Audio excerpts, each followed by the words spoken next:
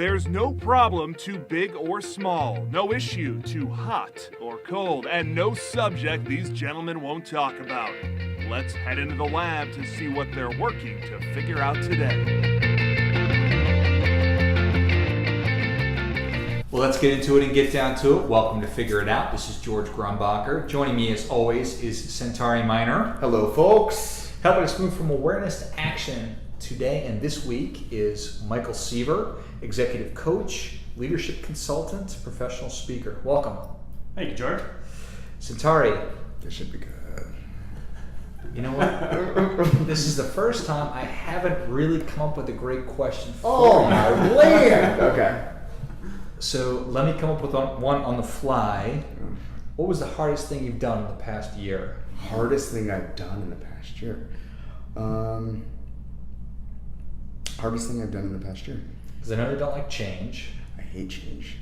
Hardest thing I've done in the past year. Probably resigned from my last position and said, I love this job, but it's just ultimately I need a change. So that was probably the hardest thing I've done in the past year. That's a great one. How long did it take to come to that decision, do you think?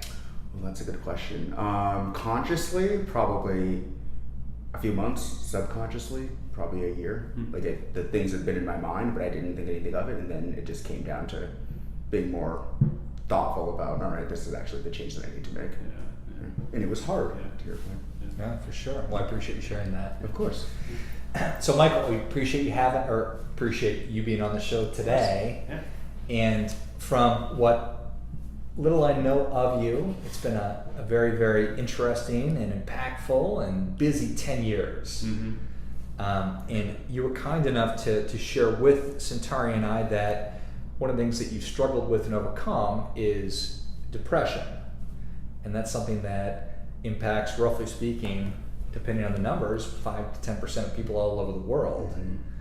So, and I can honestly say that for the longest time, I was very, very ignorant of depression. I was a guy that thought, well, why can't people just, fight their way through it and tough it out? So, I appreciate you sharing your experience with us. Tell me about it. Yeah, for sure. And thank you for asking. So back in 2003, I got married. And so September 2003, we get married, moved to Metro Phoenix in December of 2003. And at that point in my life, my ex-wife and I were very, very, very similar people. But as we transitioned to Metro Phoenix and as we took different jobs over the next 5 years, we began to somewhat separate, right? The persons that we were began to diverge a little bit. So about late 2006, somewhere in 2007, we both kind of looked at one another and said, okay, this really isn't going to work out for us. And so we started to make plans about what was life going to look like as we separated and became our own persons and separate our lives. And that threw me into a bit of a depression. Never clinically diagnosed, but I've done enough psychological work now to know what I was feeling or how it compares to depression. So again, never clinically diagnosed, but enough to know that what I felt was something that I wish nobody else would have to feel or go through. And so through the process, right, it was August of 2008, and my ex-wife and I decided to separate. We then decided to separate assets. We then went through the process of obviously selling our home, and all in the same weekend, I actually started my degree program at the Thunderbird School of Global Management. So in about 4 or 5 days, the thing that ended up hitting me the hardest was the stopping of one facet of my life and the beginning of another facet of my life. And so all of that change happening virtually simultaneously just made the feelings that I was having of negativity and loss and wonderment, it made it that much worse because I was even more wondering what is it that I'm going to do next and not know. So thankfully, 2 things somewhat happened at the same time. So for any of the listeners that are wondering, like, what are some strategies that you can utilize to get away from it? The very first thing that I did was I started volunteering with a local not-for-profit called the First Tee of Phoenix. And I used to love to play a lot of golf. And so that was a great way to be able to give back to disadvantaged youth who wanted to learn life skills through the game of golf. So that ended up becoming my strategy of being able to utilize the lessons I was learning through a very tough time and teach them to kids who had it far rougher than I ever did, right? So it gave me a good balanced perspective, but it also allowed me to mentor some other folks, very young kids, in a meaningful way. So that was so helpful. So if you can figure out a place to be able to mentor kids and or get involved with some not-for-profit in your area, it'll mean so much to you as you move forward. The second thing that happened was that I ended up having a coach at Thunderbird as a peer career advisor and as a career advisor. Her name is Pam. And Pam was so foundational for me. She kind of served as one of those initial persons in my personal board of directors, if you will. And so she allowed me to just vent and just talk through things and allowed me to have an outlet, right, in a meaningful way. If it wasn't for her, I don't know what I would be doing today, because she gave me a very, very distinct lens and window into my unique strengths and the person that I am today that I will always be thankful for her for, right? So by giving back to the community and giving myself a bit of perspective, and then having somebody around me that I could just vent to and talk to, was so critical and important as I began my degree program in 2008, and then as I transitioned to things thereafter.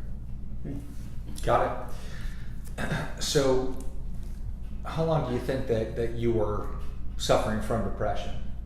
I would say that there was probably an 18 to 24 month time frame through the latter part of 2006, a lot of 2007, and then into 2008 for sure, as we were trying to figure that piece out. So I guess probably 24 months, somewhere in there, that I just was really looking for something and I didn't know where to look.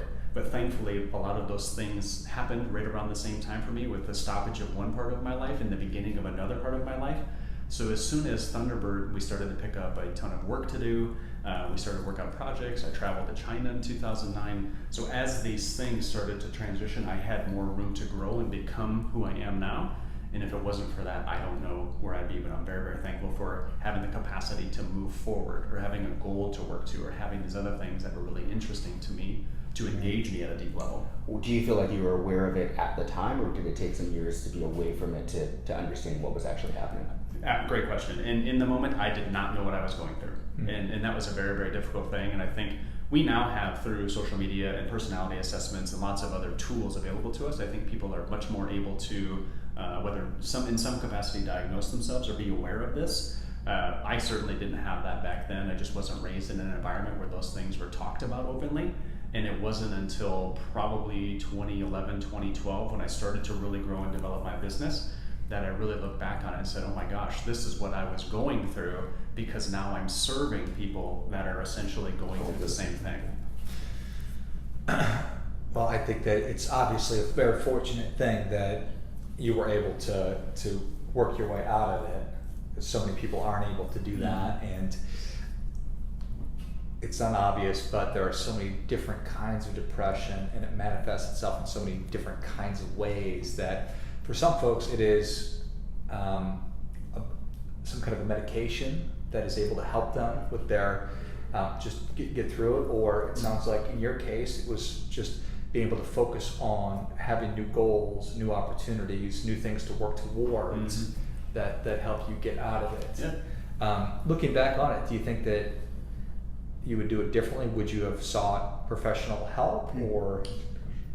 Yes, and so had I recognized what I was going through, and obviously this was a decade ago, I didn't know, the resources weren't there, the web wasn't quite as big then as it is now. Right, for better or for worse. Yeah, for sure.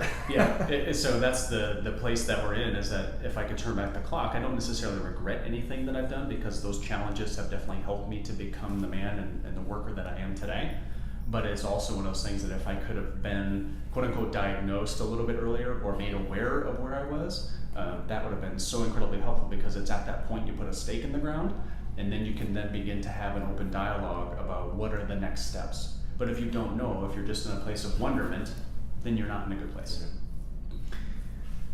This is something that people will ask you from time to time. When I say you, I mean I think everybody probably we've all been asked, what do you regret?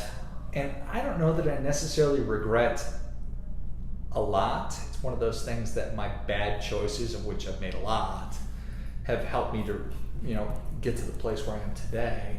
But maybe that's way off base. Do you guys feel like you value regret, or rather, do you have regrets? I feel like, to your point, it's looking at bad decisions or things that might be put in the regret category and seeing how you've learned from it. But me personally, I don't think there's nothing that I would say I would want that to completely change, because if it didn't happen, I wouldn't know the things that I needed today. So there's no regret in that sense. Right.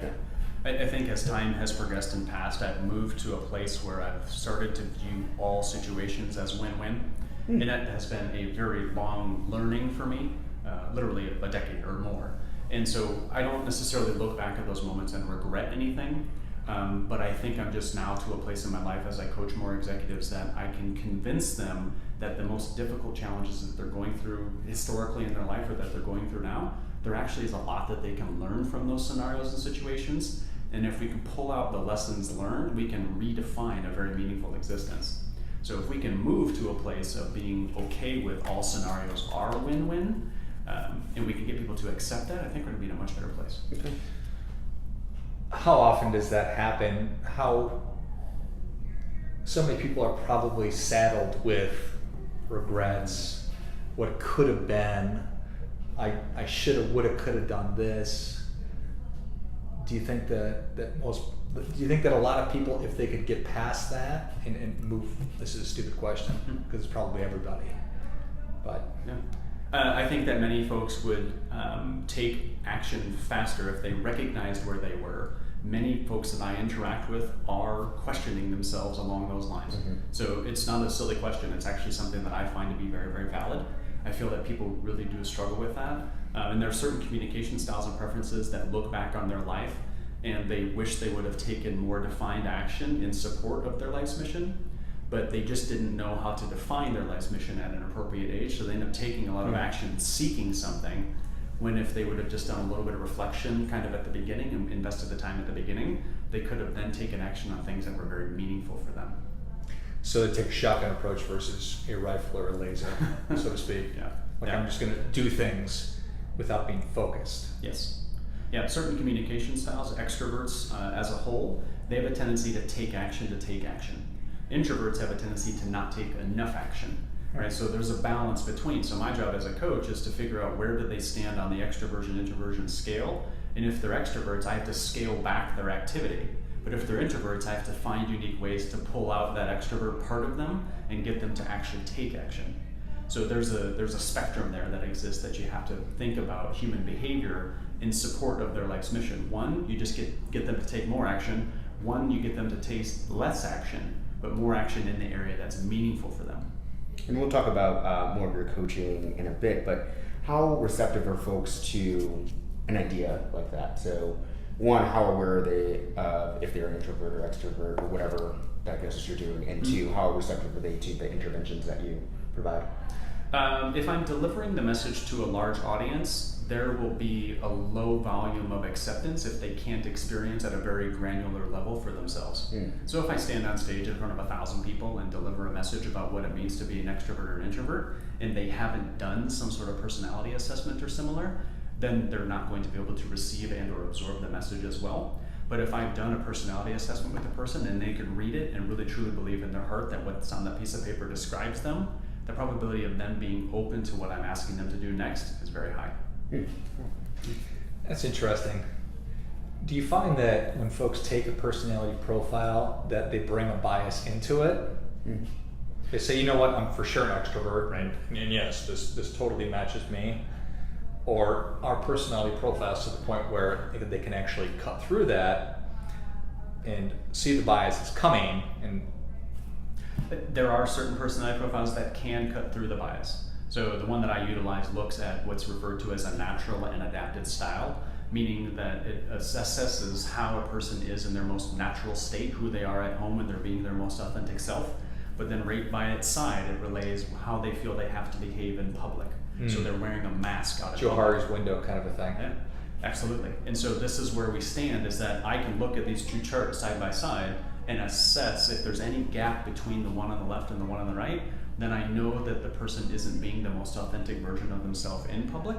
And that's where my work begins, is I have to figure out how to get them to behave very naturally in an adapted or an uncommon environment for them. So people naturally will walk into any type of personality like that in a relatively resistant manner, and until they actually can read a report or look at it in depth and say, yeah, this really does sound like me. Or you can ask them a series of questions about their past and connect what's on the piece of paper to an event from their past, then they'll start to buy into it more. Now, thankfully, the assessment that I utilize has a 91% validity rate, so it's incredibly valid about the person's character and content, which is fantastic. There are others that have less validity that people will look at it and say, well, that doesn't exactly sound like me. Right, so that's why I use the product that I do, just because it has a very, very high validity score. Makes sense. There's a book that we're probably all familiar with, and now I'm going to forget the name of it. I think it was Crucial Conversations, and they talked about interrogating reality and stepping out from behind ourselves to actually have real conversations about it. And gosh, I think that must be one of the hardest things for anybody to do, and certainly myself. I know that the way that I want people to look at me and the way that I really am is not necessarily always the same. Yeah, absolutely. And that's where our society places a lot of imposed meanings on a person, right? They drive a specific kind of car, they wear a specific type of clothing, they work at a specific job, they live in a specific part of town, and that automatically distills inferred values onto that person.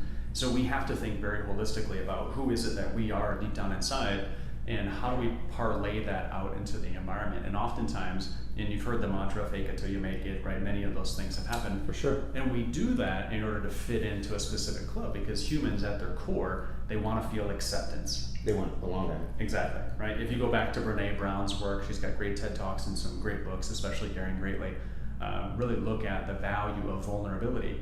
And so if you can create a core group of people around you that just allow you to be the most authentic, vulnerable version of yourself, you feel then less of a need to have to portray a certain image in public. But if you don't have that close-knit, really, really tight group of people close by, very, very difficult for you to then be authentic out into your world or your stakeholder group. Do you find a lot of CEOs or the folks that you coach struggle with that? Yes. Yeah, and this stems from some work that Daniel Galati had done out of Harvard back in 06, 07, I think.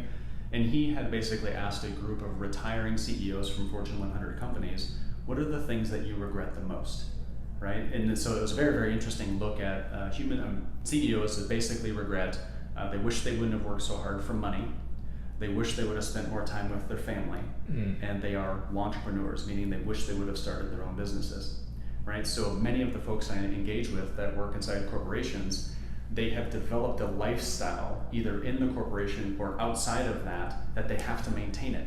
They have to maintain the house, the cars, The golden handcuffs. Bingo, right? So that's the tough place that they're in, is that up until now, they've designed a lifestyle and a specific image in the community, and they have to maintain it. So they can't leave and actually do the things that they want to do. But through Galati's work, what we've learned is that they actually really want to leave and do something unique and new and different, but they've designed a life that won't allow them to. Yeah. So we've talked a little bit about the why and your background, but can you tell us a little bit about what made you get into coaching, other than having coaching yourself, and what that looks like currently? Yeah, thank you. So I think the reason that it happened was back in 2008, Pam gave me the DISC assessment, she gave me the Motivators assessment, she gave me the Strengths Finder. Pam is your Pam was professor she was a career coach at Thunderbird at the time.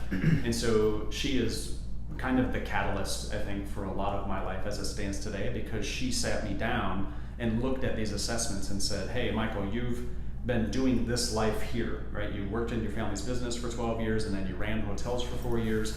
Now you're getting an MBA. But what you really need to be doing is running HR departments and or not-for-profits. And so because she sat me down and actually challenged me to look at my communication preferences, what motivated me in my life's experiences, and said, you would be really good at this, why don't you try it? So at her behest, I actually went and became a peer career advisor at Thunderbird in my 3rd semester of school. And so being a peer career advisor or a coach to first-year students was like the most interesting thing in my life, right? It was that moment in time that I was in the flow state, right? Mihai Csikszentmihalyi, the old Hungarian psychologist, talks about this, is when you get into the flow state, you're in a place where the rest of the world just shuts off. And I would do that for hours and hours and hours every night at school. And I would coach students from around the world. And it was at that moment that I was like, I lose track of time. I love doing this so much, I don't even care if I make money, right? So that was the time that it really kind of evolved for me. And I went from being an operations guy into kind of a human development psychology guy. So having that experience was transformational for me in a lot of different ways. And so it just kind of worked itself forward, where I followed the herd after the MBA, ended up working at Banner Health as a director of talent sourcing, and I got to do kind of the psychology aspect, or the fit aspect of bringing a person into the organization. I got to do that there for a couple of years, but what I realized was that bringing a person into the organization and then not being able to see them thrive or be able to stay connected to them really bothered me. And I wanted to be able to stay connected to the person on a more personal level. And so that's why in late 2011, early 2012, I made the transition to be able to run my own practice because I wanted to really be engaged with the person at a deep level, not just bring them into the organization and then never see them again. Right? That was really, really hard for me. And so the subsequent years after that have just been about growing and developing and building the practice to where it is today. Nice. That's awesome. Flow state. Do you find yourself in flow state very often, Centauri? As you said that, when I write, yes, background's in writing, so any time that I have to produce content, absolutely, actually. What about when you're on stage? I guess, yeah, I do enjoy that. I think it's fun and it's very natural for me. So yeah, you're right. That would be another time that I'm in front of groups. Yeah. Just for the folks that are listening, I follow Centauri on various social media channels, and it's an important thing for me because I watch him travel around the United States and speak in front of very, very large groups. And I see people like Centauri, even George a little bit, and I'm like, okay, these guys are doing really, really significant work in the community. That's inspiring to me, right? So watching you post those things and hearing your story kind of through your journey, whether it's writing or whether it's speaking, it means a lot because it inspires folks all around you, even if you don't know it. Thanks. Yeah. That's awesome. Yeah. Thanks for all your work, Centauri.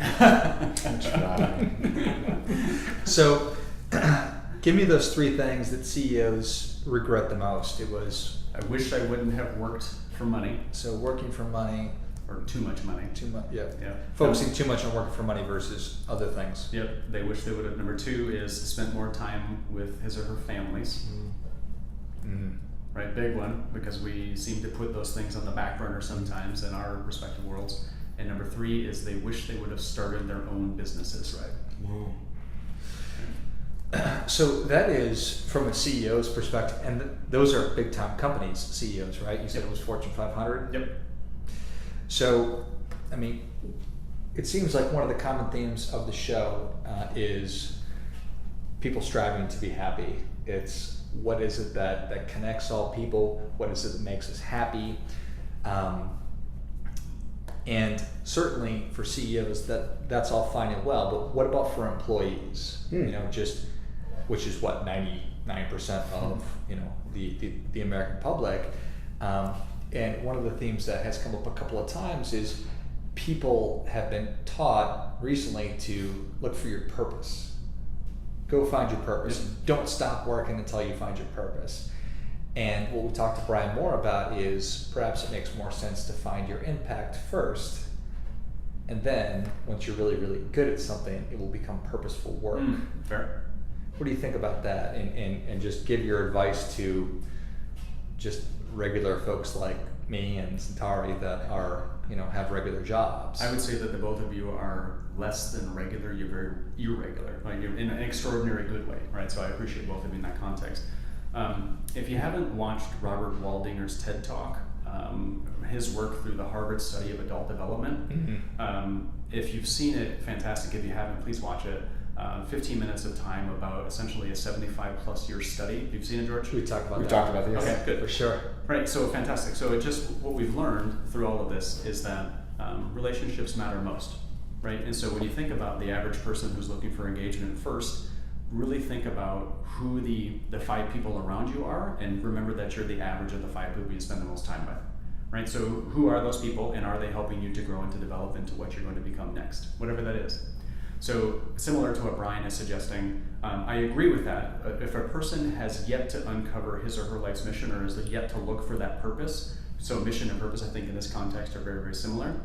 I believe that what Brian is saying is correct. Get out there and take as much action in support of your life's mission and or purpose as you possibly can, and really do have that impact in meaningful ways.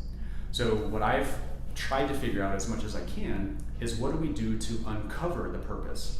Right? So if you don't know what it is, that's great, go and take the action that's meaningful. But what I found is that persons who want to understand their mission, it's a very simple equation. If you look between age 15 and 30, there's probably a series or succession of challenges that you were encountering or that you went through repeatedly. Right around age 30, you're going to overcome them somehow. Right? And it always happens, right? It's the quarter life crisis, and then it happens again when you're 50, so it's the midlife crisis. And this happens recurrently in all humans. It's what Joseph Campbell referred to as the hero's journey, right? So this old kind of mythological stuff, a lot of movies are based on it, but it happens to all of us right around age 30. So if a person can take some time for reflection and look at age 15 to 30 and say, what were the challenges that happened to me recurrently? Right around age 30, they probably overcame them somehow. What was the process that they utilized to overcome them? So the highest and best use of their time from age 30 to 50 is to help other people overcome that exact same challenge they had when they were younger. Okay? So that's essentially what I'm doing with executives, is I'm asking them a series of questions to assess and figure out what are those challenges, how did you overcome them, who are you now helping overcome those exact same challenges. So if a person doesn't have access to that information, follow Brian's route, right? If there's something that they can do to gain access to that process and really uncover that for themselves, let's take some time to invest in figuring that out.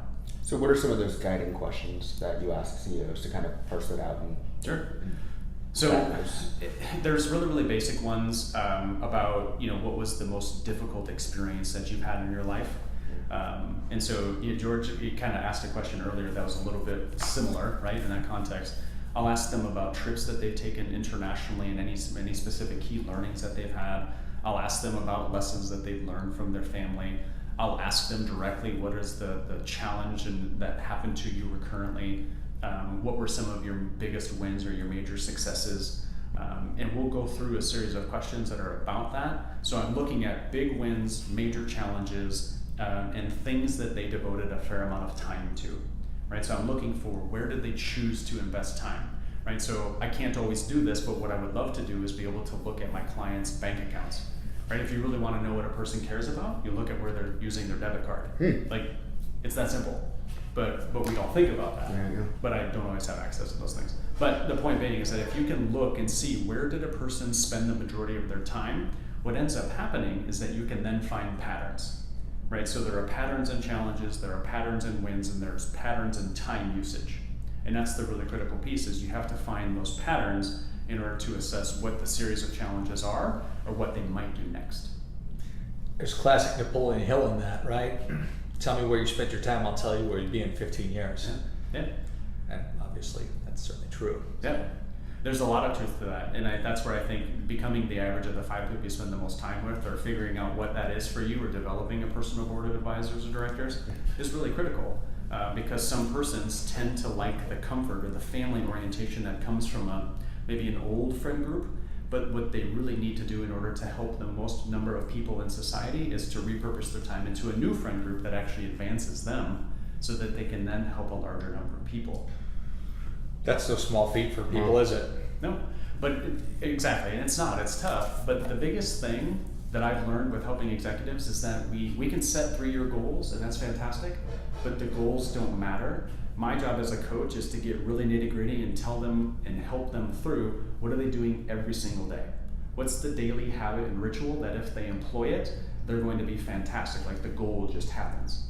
So my job oftentimes is to create 1 or 2 week projects at the very beginning of the relationship with them. That's something very small, right? I use something called the 5-minute journal with many of my clients, just to help them kind of track some of the things that they've been doing. If I can convince them for 7 days in a row to enter material into the 5-minute journal, and they do that, I know that then the following week I can give them an increasingly more difficult task, and they'll do it because they felt comfortable with completing each step of the first week's exercise. So we can set very long-term goals, and those things seem scary to an executive because they fear success and failure.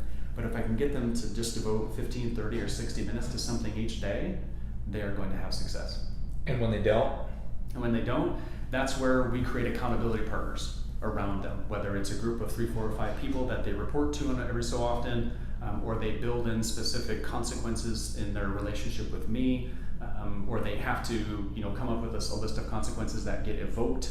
Hey, I have to go give X number of dollars to this charity that I was hoping to use on a family vacation. Right? We can create other consequences, right? That would normally we wouldn't want to use, because I think positive reinforcement is way better than negative consequences. But we try as much as possible to keep the positive reinforcement going. So I'm curious. You said that, and to common knowledge, for the average of the 5 people we surround ourselves with, CEOs, who are those people that they surround themselves with? Is it family members? Is it other CEOs? Is it colleagues? What do you typically see as the profile of the folks that are advising these folks? Mm-hmm. I would say that each, there's a lot of uniqueness here.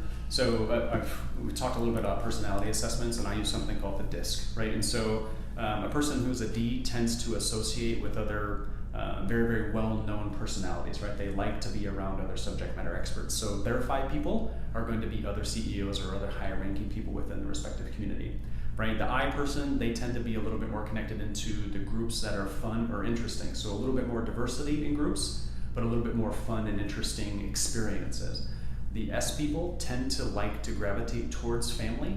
So their focus is actually going to be on their 5 people are family, or people that are somehow connected to family or very, very close friends, right? C people are a little bit more introverted, a little bit more rule following, so they have a little bit more focus in on family than most.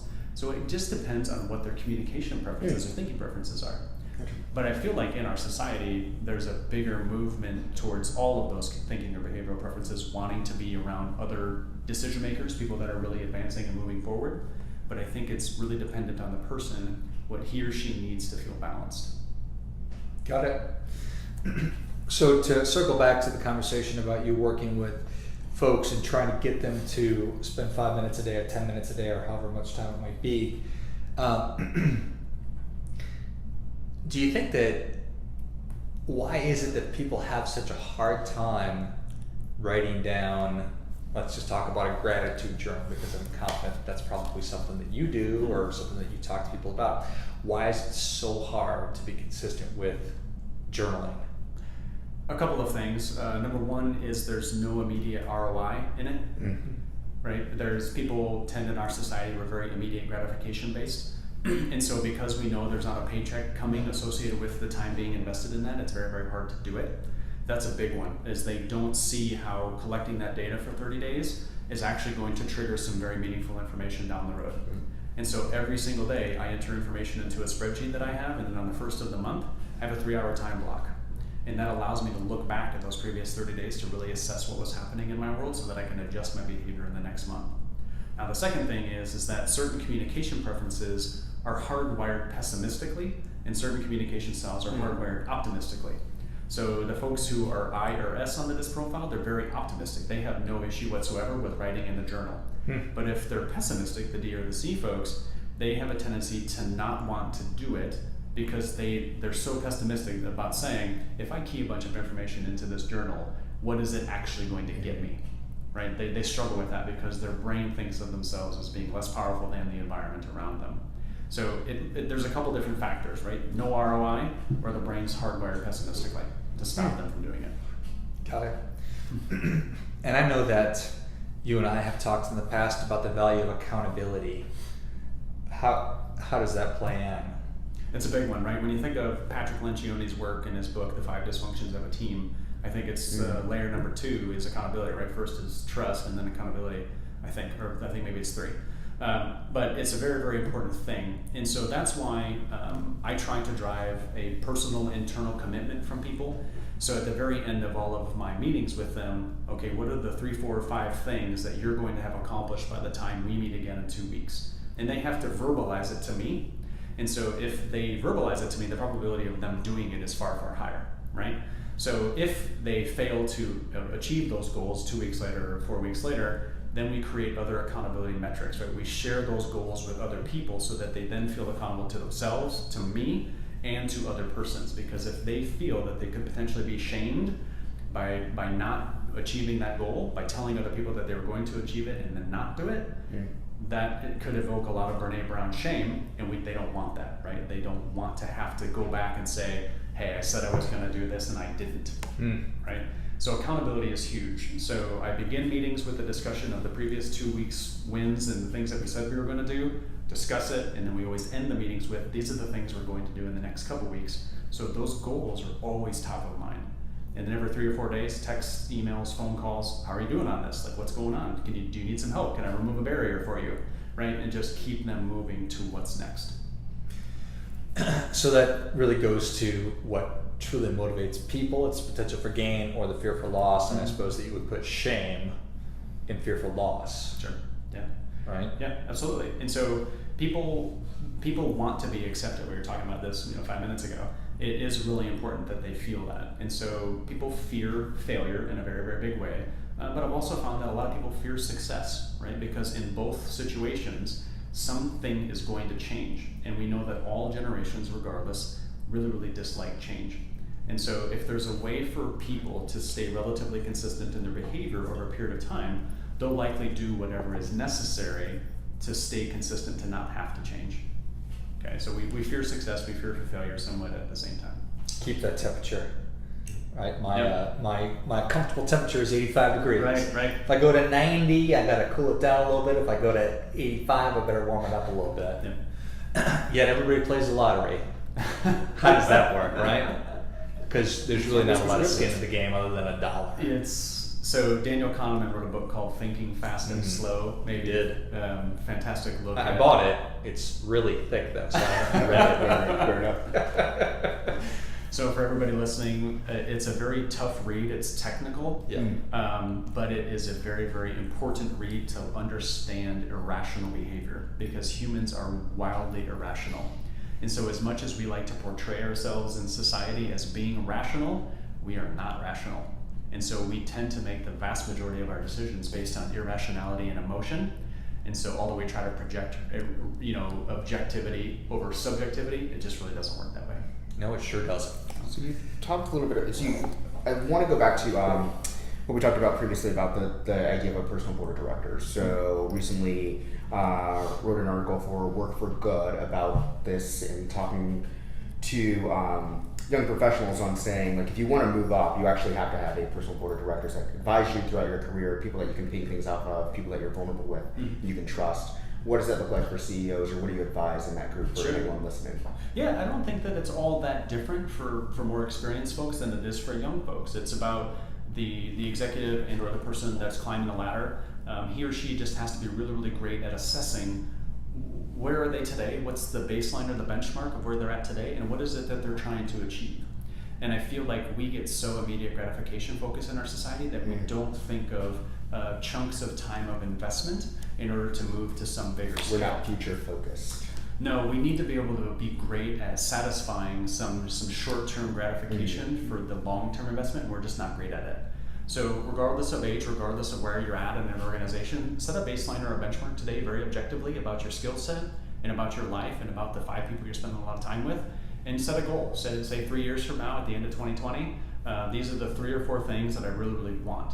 And so it's the gap that exists between today and what you hope to be at some point 3 years from now, that all persons are the same. So we can then employ a personal board of directors to make sure that we have the right people around us to teach us the skills or to create experiences for us that make those 3-year goals very manageable and easy to achieve. But I think that's where people struggle, is that they don't think about what do they need to do to find those persons and what do they need to do to engage them, right? Do they take them to lunch or dinner? Do they find other ways to buy them gift cards and take them to ball games and stuff? They need to find some way to engage them in a very, very meaningful way, in a very recurrent way. Because what I've seen is that some folks, maybe a little bit younger, they'll say, hey, I've got this great board of advisors, but they only engage them twice a year, right? They don't do it very recurrently. They don't invite the person to dinner on a quarterly or every other month basis in a very meaningful way. And that's where I think the ball gets dropped, is that they don't spend enough time in reflection to assess where they're at currently, and then thinking about very proactively, who are these members of these boards of directors, and how are they going to teach me something valuable to get me to that longer term goal? And that's where I think the gap exists. I think it'd be great if we could plug it. Yeah, it's a tricky thing. It's the journey of 1,000 miles begins with a single step. How to eat an elephant? You got to take small bites, right? And that's why I appreciate you working and coaching people to just do 5 minutes at a time. You got to start small and then get in the, I don't know if habit is the best term, but maybe the rhythm of doing it on a consistent basis. For sure. So let's talk a little bit about fear, because I know that that's certainly an area that you focus on, is helping people overcome fear. What do you think Centauri is afraid of? That's be a good. Centauri, from my estimates, This should be fun. is a high I on the DISC profile. This is my guess. So if you've ever taken, I'll send you the link to take it. Okay. So you can take it. But We should have done this in advance. We really should. If you would have been thinking, Centauri, so I'll come back in like 6 months. We Yes. have a dialogue about we this. will redo it. Only Centauri, though. We don't want to dive into George's. No one needs that. So I'm generalizing here because I've followed Centauri on social media, but I've not had a meaningful dialogue with them at a deep level to really know this. So I'm generalizing in some context. But what I've seen via social media is a high I person, which is an extrovert who's people-oriented and very, very optimistic, very, very positive, views the environment around him as though it is there to serve him in some capacity. So these persons, when negotiating or conflicting, they're very much about win-win resolution and collaboration, finding ways to get to win-win with groups, right? And that's really super important. Now, the thing that they fear, quote unquote, is the fear of social rejection, right? And so there's this thing for a high I person that they're going to tend to say yes to a lot of things, even when they shouldn't, right? So they're trying to maintain the relationship because they feel that if they say no, it's going to ruin the relationship in the short term, and they're not going to be able to leverage or maintain the relationship with that person long term. Now, that may or may not describe Centauri. That's the typical high I thing. So I'm very, very cognizant of that fear when I have a client who is a high I in the DISC profile, because I know that in order for them to accomplish their goals, they have to be great at saying no to certain things that are not in support of their life's work.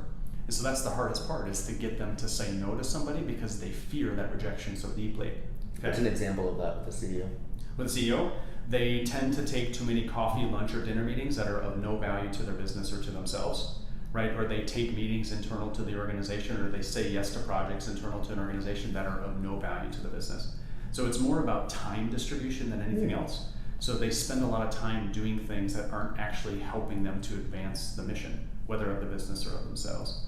So they hang out with friends that are adding no value to them, projects internally, whatever. It comes down to they want approval from persons, and so they do and say things that are seeking approval as opposed to doing and say things that really are what's advancing the person or the business. So again, I ask, how receptive are people to hearing that message? They're not. No. So, What percentage is 0? So the others are, the D person tends to fear being taken advantage of or vulnerability, and so they don't release a whole lot about themselves. I person, social rejection. S is they fear loss of long-term security. So basically they don't want to disrupt anything that could potentially take away security for their family financially, or the way of life as it stands. And C people tend to fear criticism of their work product. And so again, there could be variations of all 4 of these together, and that's okay. But my job is to be in a place with that person very immersively, to find a pattern. I know what their fear is, but then I need to find a pattern in the behavior, and then I need to have an open discussion with them about it.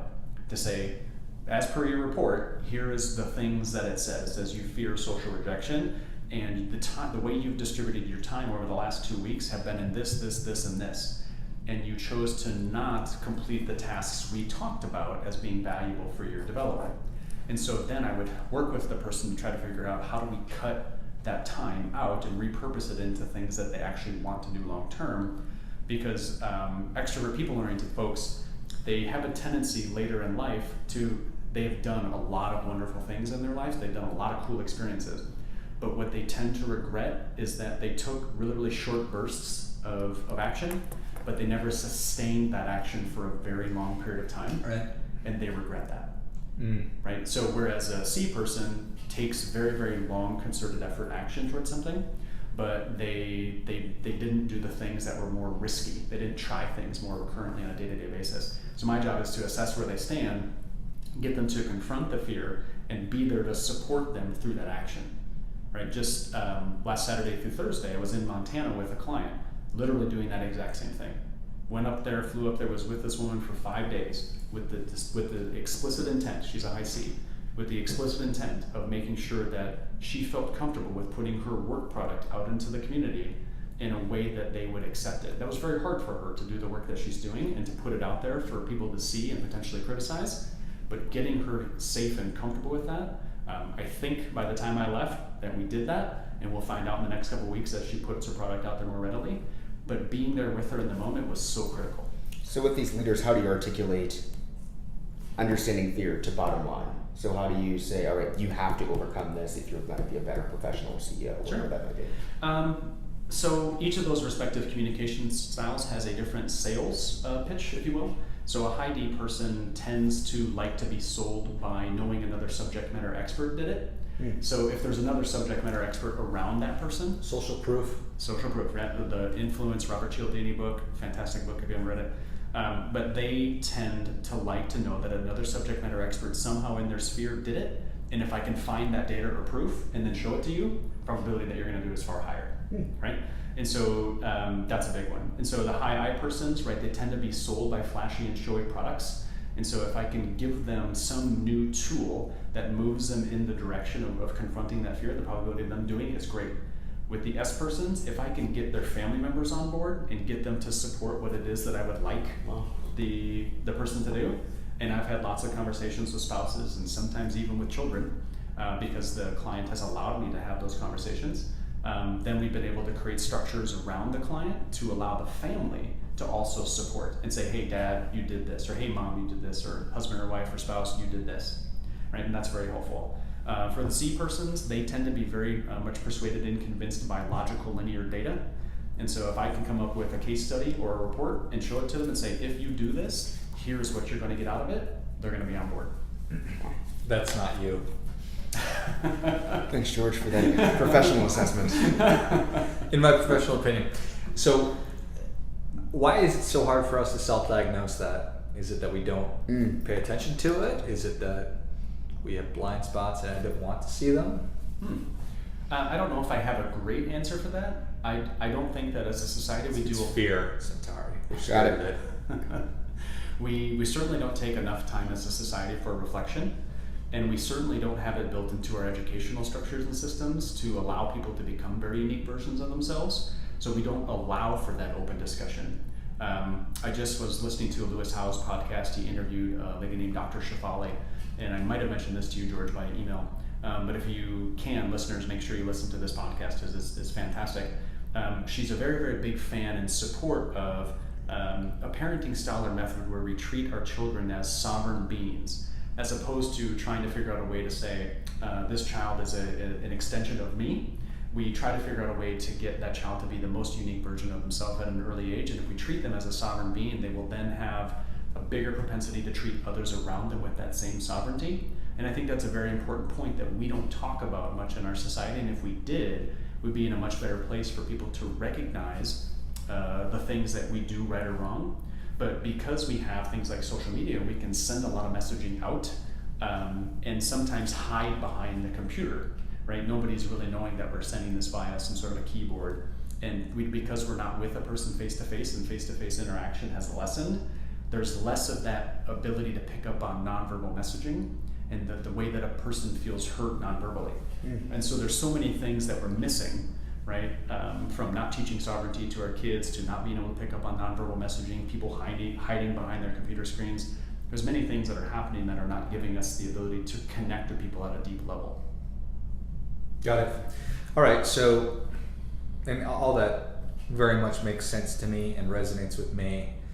And that's the reason that Emily and I are trying to help James be the best James that he can be, who's my 11-month son. Okay, great. 11-month-old son. Anyway, so your advice to the folks that are listening that maybe will never engage a professional coach either because of means or time, whatever. Can they take a disc profile on their own? Can they, once they've taken it, understand how to process the results? There are complementary assessments on the web that are available. There are quite a few of them out there. Or is that a terribly stupid question? No, it's great. So I think that the DISC and emotional intelligence are a little bit different, right? So the DISC is looking at the hows and the whats of human communication. The motivators piece that I help people with is really the why of communication. But emotional intelligence is kind of a separate assessment, and there are free assessments on the web that you can take, so just do a quick search and you'll find some. But what I've found is that the vast majority of folks that I interact with have the biggest trouble with self-regulation. And what I mean by that is that they, through frustration, sadness, or whatever, they end up projecting a lot of the bad stuff that they're going through in life onto their families or onto their workers, right? People that are connected to them somehow. And so I feel like we would be in a much, much better place as a society if we could teach or somehow drive empathy, right, through teaching self-regulation. For sure. And we just don't talk about that a whole lot, right? So do you have the ability to bite your tongue in in the short term, or do you have the ability to walk out the door and go for a walk and clear your head, or do you practice specific yoga, meditation, or breathing techniques in the moment when you're feeling frustrated? And sometimes we'll have to teach those things to people. Or I've got clients where I have to help them with public speaking, and we'll practice breathing techniques or power poses before they go into the presentation, just so that they feel that they can self-regulate their heart rate or their emotions as they're walking into a difficult scenario or situation. Got it. That's awesome. All right, so I very much appreciate that, and I agree that the more people can focus on self-regulating, then the better off we will be. I was telling Centauri that my wife and I, with James, our 11-month-old, traveled to New York and then back over the Labor Day weekend, and that's no small feat, having an 11-month-old on an airplane, right? And we held together, I would say, really well. When I got off, there were two people like in their 50s or 60s screaming at each other, and I felt so bad because people just are not necessarily able to do with the frustrations that they've got going on in their own head, and then the other person, because we all have our own stuff. Right. We do. But to be able to manage that would be a very valuable thing. Yes. So I know that it's been an incredible 10 years for you. You've gone through a lot, but now you've come out on the other end, and you are a very successful speaker and consultant. What does the future hold? What are your goals? Where are you going? Yeah. Some of those things I don't know if I entirely know exactly what the future holds. Right today, as it stands, I speak nationally on a variety of topics related to the DISC or emotional intelligence or executive branding, having difficult conversations, leading through change and change management. There's a wide variety of topics that I've helped organizations or persons with that I then get to travel and speak about, engaging millennials, which I think Centauri gets to talk about too. I work with obviously a lot of executives nationally one-to-one for 3, 6, or 12 months to help them through whatever they're going through. Work with teams to make sure that they're receiving the appropriate training and communication, focusing on the right strategic objectives, engaging their employees effectively. So I see those 3 service lines continuing into the future. I have been working on a book that will essentially talk about my process that I utilize with executives, and will include quite a few stories of my executives with their approval, of course, and just kind of giving a little bit of the hard psychological data behind why this process is important, but also then telling how each step of that process through the lens of a client has been impactful or effective, like what has actually changed. All right, when you talk about moving from awareness to action, I'm very much that guy. Where I want to say, okay, here's the psychological support to this, here's what we're actually doing, and here's the impact that it's had on people. So the book is going to be a big thing for me probably next year to get that out and get that published. Another thing that's big, we were talking about this before we got on the show, is I want to launch a podcast as well, and be in a place where I can do a little bit more to help people become the most unique versions of themselves. So having that come out probably in the next couple of months, where I can be interviewing great folks like you guys do, and telling a little bit more of the stories of my clients anonymously, and sharing some of these best practices. Because as I was mentioning to Centauri before we got on the show, I believe that everybody should have an equal chance to be unequal, right? We should all be given roughly the same access to resources in order to find a way to become the most unique version of ourselves. And so I'm hoping that the 3 service lines continue. Launch a book, launch a podcast, a little bit more travel would be fun. I'm going to be in Vancouver this weekend, I'll be in Singapore in November. Want to be able to ramp up the international travel next year, of course. And then the goal is to, at some point in a few years down the road, is to be able to have done such a great job, is to charge $1 million per year per client, right? Is that to have done so well at this, or be so knowledgeable about this, is that I have the capacity to make $1 million per year per client. And that seems like way far out there, but it's a good thing for me to keep as a vision and to work towards, because my mission is to unlock human potential, and there's a lot of various ways that happens. So anything that I'm working on is going to be in support of that mission. But the ultimate goal is to be able to play with some very, very big people in our society, and if they have the money, be able to charge them $1 million per year. But if they don't, they would have a podcast or a YouTube video or something where they could watch me talk about a specific topic and receive similar information. Why $1 million? I think it's a goal that's out there for me because I've watched other coaches do it. So I know that it can happen because there are other coaches actually in Metro Phoenix that do it. So because I know other people have done it, I believe that it's possible. And this person's also 20 years older than I am, right? So this person has a little bit more experience, obviously, than I do. So it's a good benchmark for me to say, hey, I'm right where I'm at, like this is how far I've come. But I still feel that I have to work in 2 or 3 year buckets to be able to get to my mid-50s and maybe potentially charge that much. Then I know that I will have done well. It fits my communication style, it fits what motivates me, it fits my life's experiences. So there's a lot more deep reasons we could go into in another conversation. But that to me just happens to fit who I am and what I care about the most. That's awesome. And it'd be great to be able to say $1 million. Good job. I was waiting for that. Thank you. Great work. You can always count on me to take it down to the lowest common denominator. That's why we love you. Yep, that's why you guys keep me around. So awesome. And Michael, the name of the podcast, which we'll find soon. Yeah, so both Google and Apple have just approved it as of yesterday. Nice. It's called Equal Chance to Be Unequal. Nice. And so I know there's a test episode out there as of today, but I'm going to need a couple weeks after I get back from travel to actually get some stuff out there and available. So anybody who's listening, you're welcome to check it out or look at my website, because there'll be some content on michaelseaver.com where you'll be able to see a bit more information about that as well. michaelseaver.com. Excellent. Centauri, what have we forgotten to talk about today, sir? All my questions were answered. Thanks for being here. Absolutely. Really Thank well you. done, Michael. What else would you like to share? If anything, we've shared a lot. I feel like we covered an awful lot of the things that we had talked about. I really appreciate both of your respective questions. I don't think that there's anything else that I had walked in thinking that we should discuss. So Cool. I think we're in good shape. Well, check it out, michaelseaver.com, and we will also list some other social media and stuff like that in the notes of the show. If you like what you heard, click subscribe. Feel free to share us on social media, tell a friend about it, and as always, keep questioning because the struggle is real. Boom.